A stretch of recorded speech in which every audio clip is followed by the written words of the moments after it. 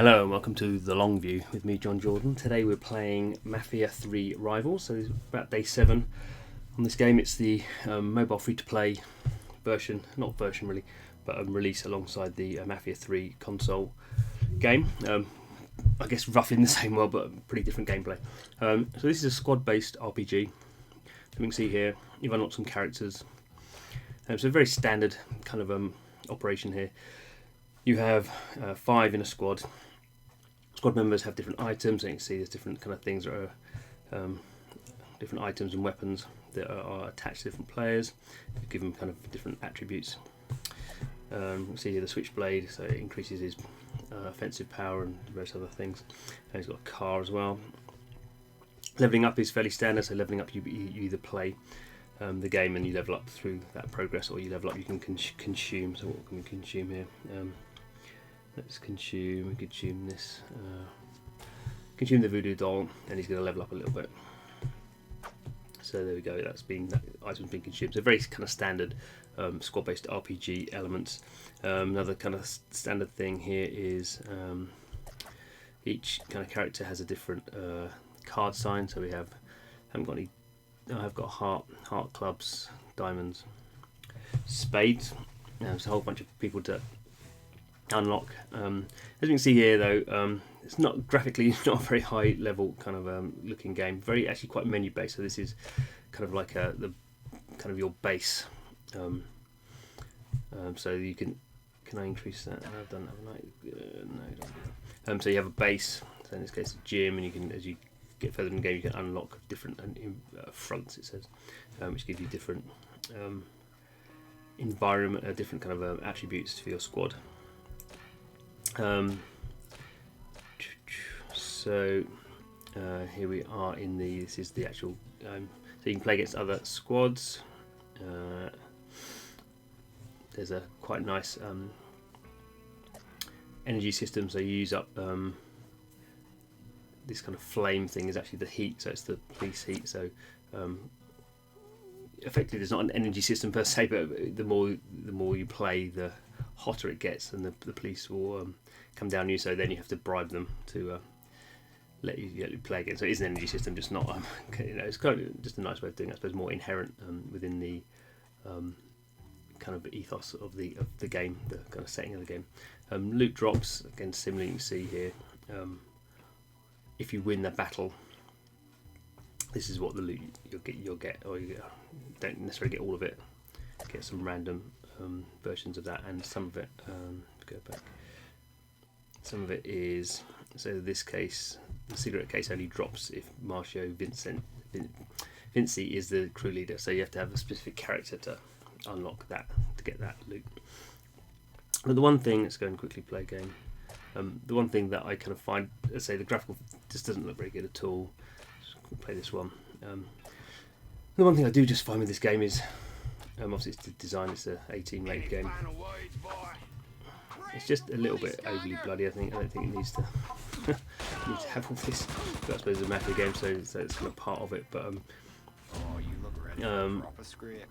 I guess part of that is the problem, I guess, with the graphics, which aren't great. And then I think you can have this level of violence, but done in a slightly nicer way. I mean, just the best animations in are the death animations, which says something, I suppose. A certain type of player it's appealing to. So here we go. So you can see I'm just firing up my guys, and they're just attacking the person who I'm kind of choosing, and back and forth, kind of real-time turn-based kind of hybrid. So this guy's now just dropped a kind of bonus move. So going to add defense and a taunt. So he just does this. I just kind of think this kind of things they're nice, but graphically they just could be better. And equally, the other thing with all these squad-based games is this. After you've been playing them for a while, this is just dull. It's just nothing's happening. It's just, I'm going to win or I'm going to lose. Really, I could make some really stupid decisions and maybe lose, or it's not really at this point. I need to make some brilliant decisions. So you can see here, this guy on the far right, he's got a. You can see there's a kind of a rock paper scissors based on the card classes. So some will give you a 30% attack bonus compared to other ones, but yeah, it's what it is really. there's no great strategic value in doing that.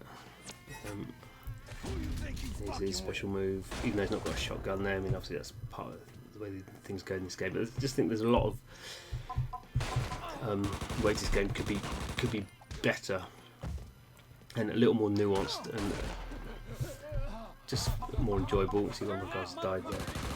And really, the big thing, and it's aside from the graphics and the violence and that kind of stuff, I just think these squad-based games, you have to have autoplay. All I'm doing here, as you can see when I'm doing this,